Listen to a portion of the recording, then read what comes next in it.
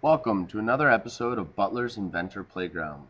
In this episode, we're going to look at how to assemble the platforms together. Let's look at some of the tools or the constraints we're going to use.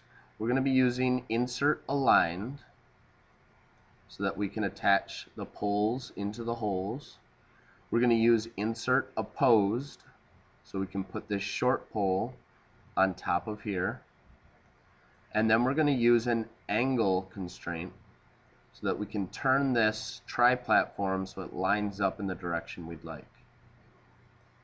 Let's see the first 4 steps we should start with.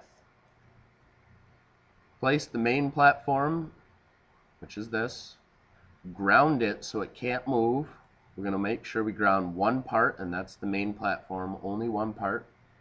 And then we're going to put in the 4 main poles that go under it, and we're going to insert them into the main platform. Alrighty, let's go to Inventor I, a new standard IAM. We can go ahead and click place. We'll be placing the main platform. Looks a little weird, it's a little big. Go ahead and just click to place it. And it'd like you to put more main platforms in, but we don't need any more. So we'll just hit the escape key to drop our place tool. Before we put poles in, let's ground this main platform so it cannot move on us. Over in the browser bar, we're going to come to main platform, right click on it, and select grounded.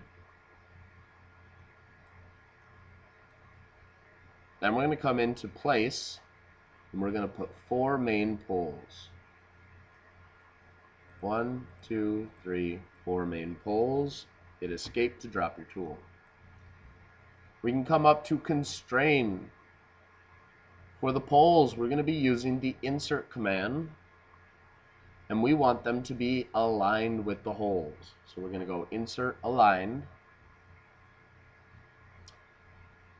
Then we're going to select the top of a pole, and you have 2 options. It could be the bottom or the top, bottom or top. We want the top of a hole, and then apply it. So top of a pole to top of a hole, apply. Top of a pole to top of a hole, apply. Top of a pole to top of a hole, apply. And then we can hit cancel. Next up, we are going to be placing the tri-platform, which is this, 2 short poles, which are here and here, and the long pole. So let's go ahead and place those in. Let's place the tri-platform,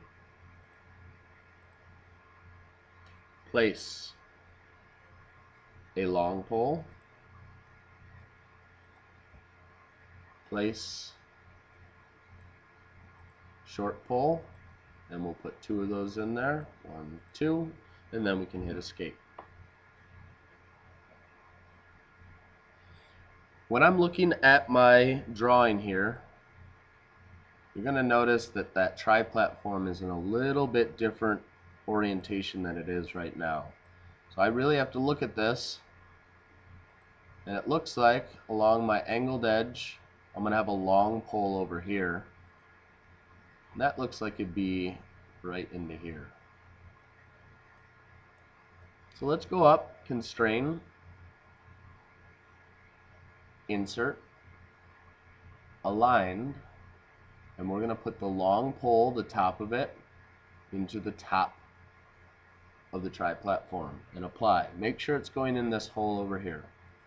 Then you're going to put the top of a short pole in the top of one of the other holes and apply. Top of a short pole into one of the other holes and apply. And then we can hit cancel. Next up, this is going to get spun around, and this pole actually will be on top of this main pole. So we can go into constrain and go to insert, but this time, instead of having them aligned, we're going to have them opposed to each other. so that the two ends butt up together. So we'll leave it on opposed. We'll select the bottom of this short pole and put it to the top of this main pole and hit apply. Now if I spin this, that is roughly what we want, but it's not locked in place yet. So we have one last thing to do. Let's open this face up so we can see right here. We're going to use one of the harder constraints. We're going to come into constrain. This time we're going to use an angle constraint, and we have to select the first one. It's called a directed angle. If I were to select this front face of the main platform and this face of the tri-platform,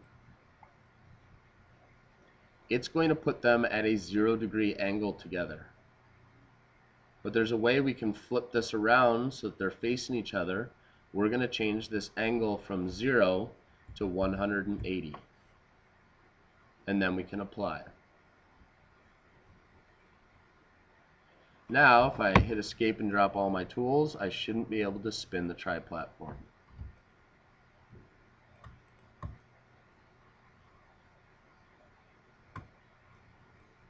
Awesome. Now that that's all done, let's go up to the Inventor eye, click Save As. As always, we're saving in our H drive. And this should be called Platform Assembly.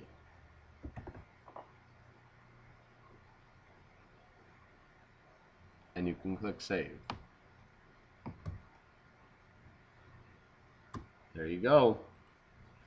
Another assembly done for Butler's Inventor Playground. I hope this video was helpful.